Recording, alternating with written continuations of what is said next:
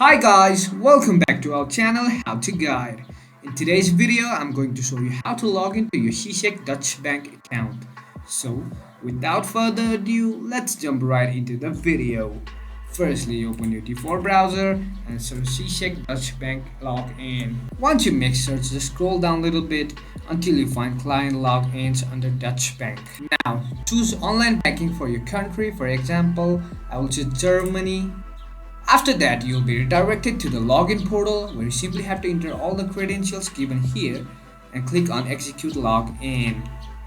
That's it for today guys. If you find this video helpful, then don't forget to give thumbs up, comments and feedbacks will be appreciated. Subscribe to our channel and don't forget to hit the bell icon so that I can come up with new videos like this. Until then, have a great time and thank you for watching.